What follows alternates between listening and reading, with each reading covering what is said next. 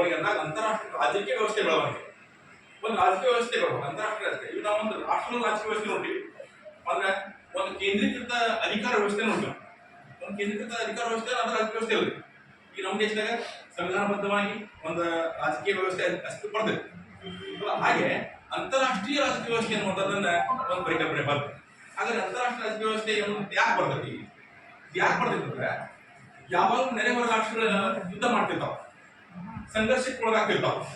ಹಾಗಾದ್ರೆ ಇದು ಆಗ್ಲಾರ್ದಂಗೆ ಶಾಂತಿಯುತವಾದಂತಹ ಒಂದು ಸಹಜೀವನ ಆಗ್ಬೇಕಲ್ಲ. ಆ ಸಹಜೀವನದ ಒಂದು ಪ್ರಯತ್ನ ಇಲ್ಲ, ಅದು ಅಂತಾರಾಷ್ಟ್ರೀಯ ರಾಜಕೀಯ ವ್ಯವಸ್ಥೆ. ಇದ್ರ ಪದ್ಧತಿ ಇಲ್ಲ ಅಂದ್ರೆ ಪ್ರಾಚೀನ ಕಾಲದ ನಿಮ್ಗೆ ಎಕ್ಸಾಂಪಲ್ ಕೊಡ್ತಾರೆ. ಇಲ್ಲಿ ಕರ್ನಾಟಕ ಅದು ಕೂಡ ಸರಿಯಾಗಿ ಆರ್ಡರ್ ಆಗಿಲ್ಲ, ನಮ್ಗೆ ಆಗೈತಿ.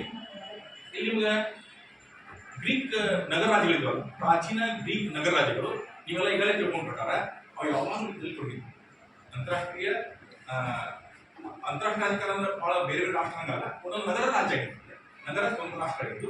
ಆ ರಾಷ್ಟ್ರ ಯಾವಾಗಲೂ ತಮ್ಮ ಸಾಮರ್ಥ್ಯ ಪ್ರದರ್ಶನ ಸಲುವಾಗಿ ಯುದ್ಧದಲ್ಲಿ ತೊಡಗಿತ್ತು. ಅಥೆನ್ಸ್, ಸ್ಪಾರ್ಟ, ಮೆಸಿಡೋನಿಯಾ ಇದು ರಾಷ್ಟ್ರ ಇದ್ವಲ್ಲ. ಅಥೆನ್ಸ್ ಮತ್ತು ಸ್ಪಾರ್ಟ ಯಾವಾಗಲೂ ಯುದ್ಧ ಮಾಡ್ತಾ ಇದ್ರು. ಸ್ಪಾರ್ಟ ಯಾವಾಗ ಗೆಲ್ತಾ ಇತ್ತು. ಇದು ಪ್ಲೇಟೋ ಬಹಳ ದುಃಖ ಆಗಿತ್ತು. ಹಂಗ ಅಲ್ಲಿ ಕೂಡ ಸತತ ಯುದ್ಧಗಳು ನಡೀತಾ ಇದ್ವು.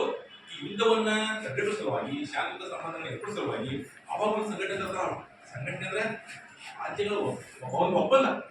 ಅದು ಯಾವಾಗ ಆಂಫಿಟಿಯಾನಿಕ್ ಅಂದ್ರೆ ಆಂಫಿಟಿಯಾನಿಕ್ ಅನ್ನುವಂಥ ಒಂದು ಸಂಘಟನೆ ಬರ್ತೈತಿ. ಅದೇ ಪ್ರಾಚೀನ ಗ್ರೀಕ್ ಆರನೇ ಶತಮಾನದಾಗ ಆಂಫಿಟಿಯಾನಿಕ್ ಅನ್ನುವಂಥ ಒಂದು ಸಂಘಟನೆ ತರ್ತಾರ ಅವರು. ಏನೂ ಅಲ್ಲದ ಕೆಲವು ರಾಜ್ಯಗಳು ಅಂದ್ರೆ ನಗರ ರಾಜ್ಯಗಳು ಒಂದು ಒಪ್ಪಂದ ಮಾಡ್ತಾರೆ, ಶಾಂತಿಯುತ ಸಹಜೀವನ ಮಾಡೋದು. ಇದು ಆಂಫಿಟಿ. ಇನ್ನು ಇದನ್ನು ಹೊರತುಪಡಿಸಿದ್ರೆ ನಾವು ಬೆಳವಣಿಗೆ ನೋಡಿದಾಗ ಒಮ್ಮೆಲೆ ವೆಸ್ಟ್ ಫಾಲಿಯಾ ಒಪ್ಪಂದ 1400ರಲ್ಲಿ ವೆಸ್ಟ್ ಫಾಲಿಯಾ ಅನ್ನೋ ಒಂದು ಪ್ರದೇಶ ಇದೆ ಯುರೋಪ್ನಲ್ಲಿ. ಯುರೋಪ್ ಅನ್ನೋದು ಯಾವಾಗಲೂ ಯುದ್ಧದಲ್ಲೇ ಹೊಡೆದ ಒಂದು ದೇಶಗಳಲ್ಲ, ಯುದ್ಧದಲ್ಲೇ ಇದು.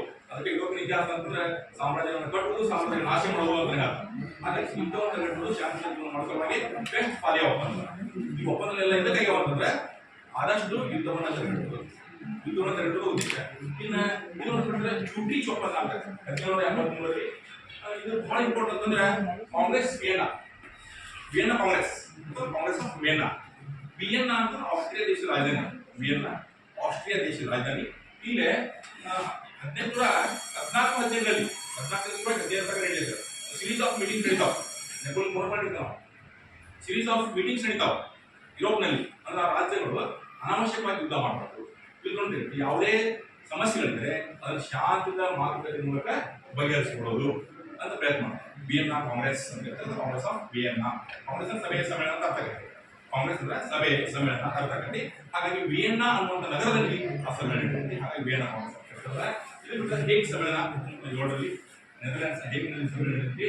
ಇದನ್ನು ಬಿಟ್ಟರೆ ಯುರೋಪಿನ ಆಯೋಗವೆಲ್ಲ ಇವು ಸರ್ಕಾರಿ ಅಲ್ಲ, ವ್ಯಾಪಾರಿ ಸಂಘಟನೆಗಳನ್ನ ಆರಂಭಿಸಿದ್ರು. ಇವೆಲ್ಲ ವ್ಯಾಪಾರಿ ಸಂಘಟನೆಗಳಲ್ಲ. ಇನ್ನೊಂದು ಪ್ರಶ್ನೆ ಅಂದ್ರೆ ಭಾರತಕ್ಕೆ ನಾವು ಏನಾದ್ರು ಬಂದ್ರೆ ಏನಾದ್ರು ಕಾಂಟ್ರಿಬ್ಯೂಷನ್ ಐತೆ ನಮ್ಮ ಭಾರತದ್ದು. ಈಗ ನಿಮ್ಗೆ ರಾಯಭಾರತ ಮಾಡ್ತಾರಲ್ಲ, ರಾಯಭಾರತ ಒಪ್ಪಂದ ಮಾಡ್ತಾರಲ್ಲ, ಅದೇ ಅಂತಾರಾಷ್ಟ್ರೀಯ ಸಂಬಂಧ, ಅದ ಅಂತಾರಾಷ್ಟ್ರೀಯ ವ್ಯವಸ್ಥೆ. ಈಗ ನಮ್ಮಲ್ಲಿ ಬಹುತೇಕ ರಾಯಭಾರತ ವಹಿಸ್ತಾವ್ರು ಯುದ್ಧವನ್ನು ತಡೆಗಟ್ಟುವ ಉದ್ದೇಶ ಇಟ್ಕೊಂಡಿದ್ರು. ಹನುಮಂತ ಮಾಡಿದ ರಾಮಾಯಣ ಕಾಲದ ಹನುಮಂತ ಮಾಡಿದ್ದೇನೆ, ರಾಯಭಾರತ ಮಾಡ್ತಾರೆ. ಸೀತೆಯನ್ನು ಕಳಿಸ್ಬಿಟ್ಟು ಯುದ್ಧ ಬೇಡ, ಆದಷ್ಟು ಯುದ್ಧವನ್ನು ತಡೆಗಟ್ಟುವ ಉದ್ದೇಶ ಇರುತ್ತೆ ಅಂತಾರಾಷ್ಟ್ರೀಯ ವ್ಯವಸ್ಥೆ. ಆಮೇಲೆ ಮಹಾಭಾರತದಲ್ಲಿ ನಾವು ಬಂದಿವಿ ಅಂತಂದ್ರೆ ನೋಡಿ, ಅವಾಗ ರಾವಣ ಕೇಳೋದು ಮಾತು ಹನುಮಂತ ಕೇಳಿದ್ರೆ ಆಮೇಲೆ ಯುದ್ಧಕ್ಕೆಲ್ಲ ಸೈನ್ಯ ಇದ್ದಕ್ಕೆ ಮತ್ತೆ ಅಂಗದನ್ನು ಕಳಿಸ್ತಾರ. ಯುದ್ಧ ಬೇಡ, ಈಗಾಗಲೂ ಕಳಿಸಿದ್ದೇನೆ, ಯುದ್ಧ ಮುಗಿದೆ, ಇಲ್ಲಿಗೆ ಸ್ಟಾಪ್ ಆಗತ್ತೆ, ಆಗುದಿಲ್ಲ ಅಂತ ಶಾಂತ ಬಗೆಹರಿಸುವ ಸಮಸ್ಯೆ ನನ್ನ ಆಗುದಿಲ್ಲ. ಇದನ್ನು ಬಿಟ್ಟರೆ ಮಹಾಭಾರತದಲ್ಲಿ ಬರ್ತಕ್ಕಂತಹ ಶ್ರೀಕೃಷ್ಣ ಬಹಳ ವ್ಯವಸ್ಥಿತವಾಗಿ ರಾಯಭಾರತವನ್ನು ನೆರವೇರಿಸ್ತಾರೆ.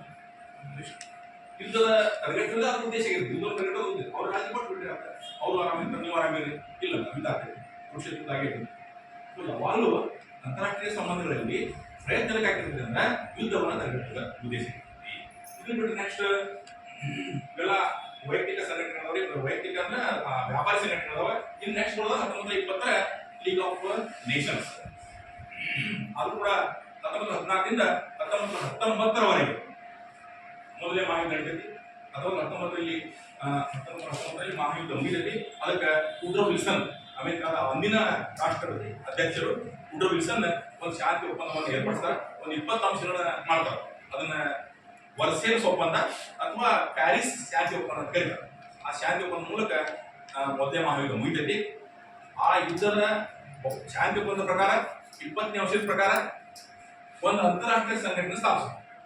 ಅಂತಾರಾಷ್ಟ್ರೀಯ ಸಂಘಟನೆ ಸ್ಥಾಪಿಸೋದು ಅದಕ್ಕೆ ಹೆಸರು ಏನಂತಂದ್ರೆ ಲೀಗ್ ಆಫ್ ನೇಷನ್ಸ್ ಅಂತ ಹೆಸರು. ಇದರ ಸ್ಥಾಪನೆಗೆ ಅತ್ಯಂತ ಮಹತ್ವದ ಪಾತ್ರ ವಹಿಸಿದವರು ಅಂದಿನ ರಾಷ್ಟ್ರಾಧ್ಯಕ್ಷರಾದ ವುಡ್ರೋ ವಿಲ್ಸನ್. ಆದ್ರೆ ಸಹಿ ಮಾಡಿರ್ತಾರೆ ಅವರು, ನಾವು ಸ್ವದೇಶ ಹಾಕಿವಿ ಅಂತ ಹೇಳಿ. ಆದ್ರೆ ಅಮೆರಿಕದ ಕಾಂಗ್ರೆಸ್ ಅಲ್ಲಿಯ ಸಿನೆಟ್ ಒಪ್ಪಿಕೊಡಂಗಿಲ್ಲ. ಹೀಗಾಗಿ ಅಮೆರಿಕದ ಸದಸ್ಯವಾಗಿ ಮುಂದೂಡಲಿಕ್ಕೆ ಸಾಧ್ಯ ಆಗುವುದಿಲ್ಲ. ಅಮೆರಿಕದ ಸದಸ್ಯ ಆಗುದಿಲ್ಲ, ಲೀಗ್ ಆಫ್ ನೇಷನ್ ಸದಸ್ಯತ್ವ ಸಿಗುದಿಲ್ಲ. ಯಾಕಂದ್ರೆ ಕಾಂಗ್ರೆಸ್ ಅದಕ್ಕೆ ಒಪ್ಪಿಕೊಳ್ಳಿಲ್ಲ, ಸಿನೆಟ್ ಒಪ್ಪಿಕೊಳ್ಳಿಲ್ಲ. ಮುಂದೆ 1920 ಜನವರಿ 10ರಿಂದ ತನ್ನ ಕಾರ್ಯ ಆರಂಭಿಸಿದೆ ಲೀಗ್ ಆಫ್ ನೇಷನ್ಸ್. ಅದು 20 ವರ್ಷದಲ್ಲಿಯೇ 19 ವರ್ಷದಲ್ಲಿಯೇ ಎರಡನೇ ಮಹಾಯುದ್ಧ ಶುರುವಾಗೈತಿ. 1939ರಲ್ಲಿ ಹಿಟ್ಲರ್ ಪೋಲೆಂಡ್ ವಶಪಡಿಸಿಕೊಳ್ಳುವ ಮೂಲಕ ಎರಡನೇ ಮಹಾಯುದ್ಧ ಆರಂಭ ಆಗ್ತೈತಿ. ಎರಡನೇ ಮಹಾಯುದ್ಧ ಆರಂಭ ಆದ್ಮೇಲೆ ಹೆಚ್ಚು ಸಾಕಷ್ಟು ಸಾವು ನೋವುಗಳು ಸಂಭವಿಸ್ತವೆ. ಜಗತ್ತಿನ ಕೆಲವು ನಾಯಕರು ಸೇರಿಕೊಂಡು ಮುಂದೆ ಭವಿಷ್ಯತ್ತಿನಲ್ಲಿ ಯುದ್ಧವನ್ನು ತಡೆಗಟ್ಟುವ ಅಂತೇಳಿ ಪ್ರಯತ್ನ ಮಾಡ್ತಾರೆ. ಯುದ್ಧ ನಡೀತಾ ಇರ್ತೈತಿ.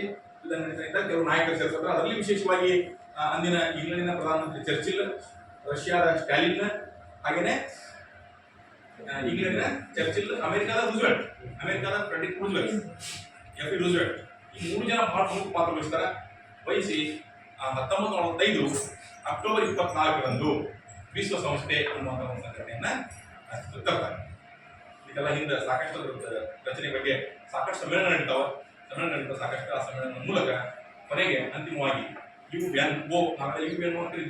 ಅಂತ ಕರೀತಾರೆ. ನಾನು ಸಂಯುಕ್ತ ರಾಷ್ಟ್ರಗಳ ಸಂಘ ಅಂತ ಅಭ್ಯಾಸ ಮಾಡಿರ್ಬೋದು ವಿದ್ಯಾರ್ಥಿಗಳಿಂದ. ಈಗ ಗೊತ್ತಿಲ್ಲ ವಿಶ್ವಸಂಸ್ಥೆ ಶಬ್ದ ಬಳಸ್ತಾ ಇದೆ. ಅದು ಯಾವಾಗಿಂದ ಚೇಂಜ್ ಅಂತ ಗೊತ್ತಾಗಲಿಲ್ಲ ನಾನು. ವಿಶ್ವಸಂಸ್ಥೆ ಶಬ್ದ ಬಳಸ್ತಾ ಇದ್ದೆ ನಾನು. ನಾವೆಲ್ಲ ವಿದ್ಯಾರ್ಥಿಗಳಿದ್ದಾಗ ಸಭಾಪತಿ ಅಂದ್ರೆ ಮೇಲ್ಮನೆಯವರ ಸಭಾಪತಿ ಅಂತ ಕೆಲವೊಂದಿಗೆ ಅಧ್ಯಕ್ಷರು ಅಂತೇಳಿ, ಸಭಾಧ್ಯಕ್ಷರು ಅಂತೇಳಿ. ಈಗೆಲ್ಲ ಬದಲಾವಣೆ ಆಗ್ಬಿಡ್ತಾರೆ. ಗೊತ್ತಾಗಿಲ್ಲ. ಸಭಾಪತಿ ಅಂದ್ರೆ ಸ್ಪೀಕರ್ಗೆ ಸಭಾಪತಿ ಅನ್ನಕತ್ತೀವಿ. ಸಭಾಪತಿ ಶಬ್ದ ಯಾವಾಗಲೂ ಮೇಲ್ಮನೆ ಅಧ್ಯಕ್ಷರಿಗೆ ಬಳಸ್ತಿದ್ರು. ಕೆಳಮನೆ ಅಧ್ಯಕ್ಷರಿಗೆ ಯಾವಾಗಲೂ ಅಧ್ಯಕ್ಷ ಅಂತ ಬಳಸಿದ್ರು, ಸಭಾಧ್ಯಕ್ಷರು ಅಂತ ಬಳಸ್ತಿದ್ರು. ಸ್ಪೀಕರ್ ಅಂಡ್ ಚೇರ್ಮನ್ ಇದೇ ಶಬ್ದಗಳಿದ್ರು. ಅದು ಬದಲಾವಣೆ ಆಗಿರೋ ಮೇಲೆ ಅದು ವಿಶ್ವಸಂಸ್ಥೆ ಅನ್ನುವಂಥದ್ದನ್ನು ನಾವು ಹೆಲ್ತ್ ಕಾಣ್ತೀವಿ. ಸಂಯುಕ್ತ ರಾಷ್ಟ್ರ ಸಂಘ ವಿಶ್ವಸಂಸ್ಥೆ ಅನ್ನುವಂಥದ್ದು ಕಾಣ್ತೀವಿ. ಇಲ್ಲಿಗೆ ಈ ಪಾಠ ಮುಗಿಸ್ಬೇಕಾಗಿತ್ತು. ಯಾರು ಪಠ್ಯ ರಚನಾ ನಮ್ಮ ಸಿಲೆಬಸ್ ಮಾಡಿದವ ಇಲ್ಲಿ ಬಿಟ್ಬಿಡ್ಬೇಕಾಗಿತ್ತು. ಯಾಕೆ ಏನಂತ ಹೆಸರು ಅಂದ್ರೆ ಅಂತಾರಾಷ್ಟ್ರೀಯ ಪ್ರಾದೇಶಿಕ ಸಂಘಟನೆ, ಅಂತಾರಾಷ್ಟ್ರೀಯ ಸಂಘಟನೆ ಹೆಂಗೆ ಬೆಳವಣಿಗೆ ಅಥವಾ ಬಿಟ್ಬಿಡ್ಬೇಕಾಗಿತ್ತು. ಅವ್ರು ನಮಗೆ ವಿಶ್ವಸಂಸ್ಥೆಗಳಿಗೆ ಅವಶ್ಯಕತೆ ಬರಲಿ.